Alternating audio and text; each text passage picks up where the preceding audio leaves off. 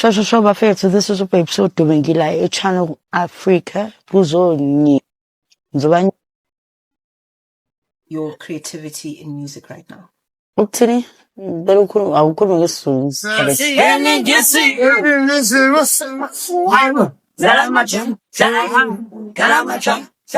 Sanibona, right?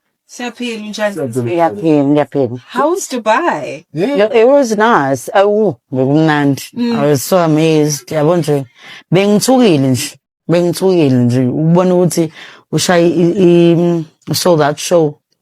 Ukuthi khona abantu abakwazi eDubai. That is so beautiful. uNkulunkulu yena umuntu engimeka eqaleni. And my family, my sister, my dancers, my DJ, producers, ubona abantu abajala ukuthi bangivuse yabo la ngibona khona ukuthi ithemba lisekho but bayalibeka kumina. And you're back now and you're looking good. Why did you decide to come back now? Inkinga phela uSpontsho ondliwe, right? So yabo ngivele ngathi nje ukuthi ngifake icathulo zami zokugijima nje. Because obviously my late husband yami bengezithande if ngibona ngikhala ngimiserable ubaby behawulami, so mina bengumkhona, so bengivikela, so njengoba ihawulami lingasekho sengishaya ngumkhonto nje.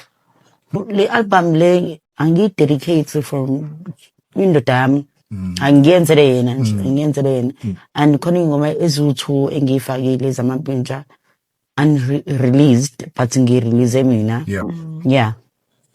Obviously ngangena egaming I was nganga 16 or 17 lapho yabo, so ngangicabanga imali, ngangicabanga ujabula, kuphuza, having fun, but manje i-mindset yami ngiyacabanga ukuthi no, nginomndeni kumele ngiwondle, nginoSpontsho, nginobani kumele ngithenge ama-property so i-mindset yami icabanga ngenye indlela, and I wish amanye ama-artists amantombazana njengami ukuthi abe ne-mindset yami enginayo manje.